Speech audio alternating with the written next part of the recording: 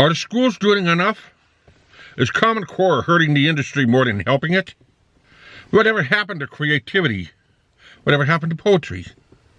Are political agendas poisoning young minds? Are political agendas destroying our education system? That's today's video. So we're talking today about education. We're talking about Common Core. I disagree 100% with Common Core. Common Core is poisoning minds. The thing is Common Core, when a kid goes into a classroom, my son and my daughter both went through this Common Core stuff. And for math, reading, and writing, all they did was study to take a test. Every single year, each one of those 3 classes, they went in to study to take a test so they could pass that test. There was nothing else that was fun about that class. So I was basically called it robot math, robot reading, robot writing. Now the thing is, what that's doing is it's taking the creative process away from every mind that's inside of those schools. And because they're taking away that creative mind, it's creating dead space. And because you don't have creative writing, which my brother pushes for my nephew, and he sits there and he has my nephew do the research, and he reads about it, and he writes things down onto 3x5 cards, and he makes it original. So this is what my brother does, and he inspires the creative learning process. I don't see a whole lot of people doing creative writing anymore.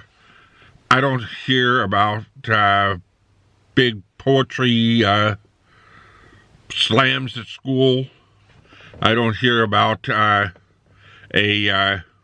young book type contest that they would have at school.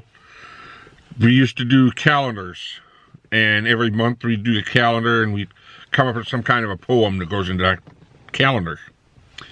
And with our picture and that poem that goes with the calendar, if we win at the end of the year, the school had a big calendar of all the winners by grade level.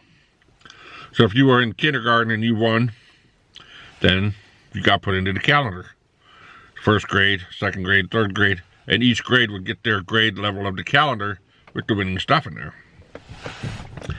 And that helped me out a lot, because I got to see what other people wrote, read the poems, and then I started learning from that.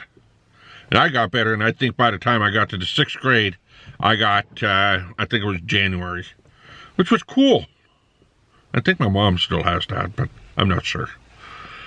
I did like a 6-page poem. Don't ask me why, but I did that. I've written 3-page story essays. And what our teacher did in that classroom was we walked into the classroom. It was our English teacher. We didn't have a writing class and an English class. It was our English teacher. Or in grade school, it was just our teacher that we had all day.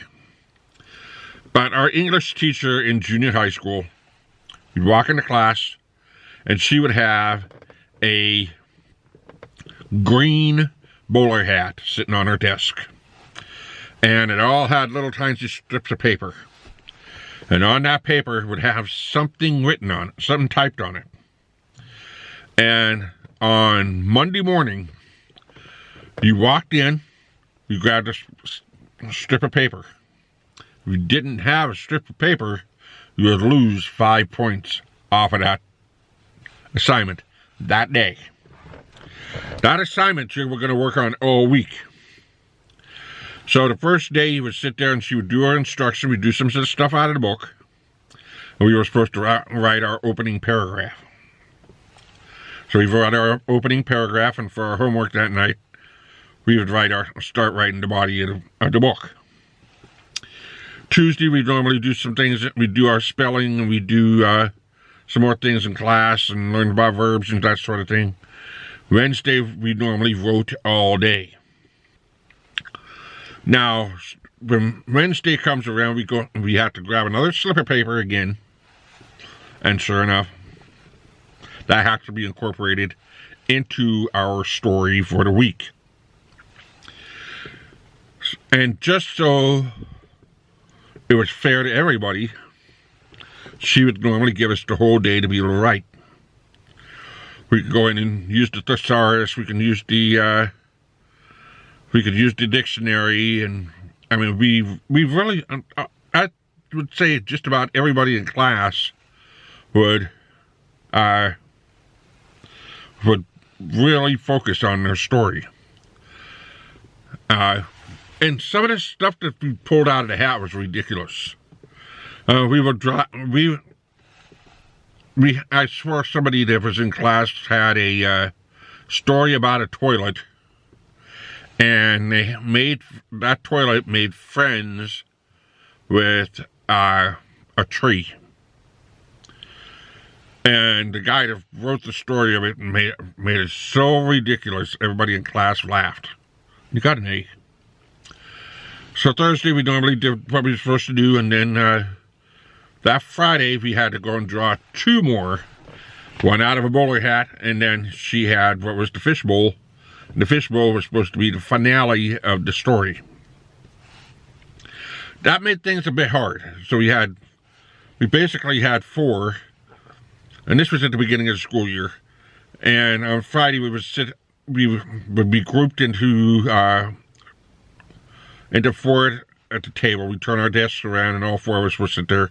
And if we're stuck, we start talking, and then everybody starts getting involved with the creative process. And a couple of people will sit there and read what we've written, and all of a sudden our story starts coming together. And then we'd have the whole weekend to be able to fine tune. So we got to about midterms, and then she said, okay, we're going to change it up. You're going to grab a slip of paper every single day.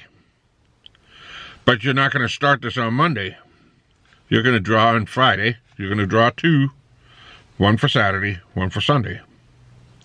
And we were supposed to draw on the way out from class. We were supposed to show her the words and then leave. Mainly because some people will forget, and then they'll make up whatever they can and then bring in fake papers, and she got smart on us. So, and then we did it. We had 7 words. Actually, it was 8 words because we had 2 on Friday. And we had to wrap it all up on Friday. So we had to have the biggest part of it done on Saturday and Sunday, because it accelerated it to where we had to have it done by the end of class on Friday. So this is the whole part of the creative process. And she gave us a choice. We could write a story, or we could do a poem. But it has to be followed in the same format. And I would say 99% of us out of that class passed. If you didn't write a story, and you could write the most ridiculous story in the world, as long as everything is taken care of. And I think it was the last week, the last week, and our final was to go back through every single one of our papers and highlight, underline all of our grammar mistakes.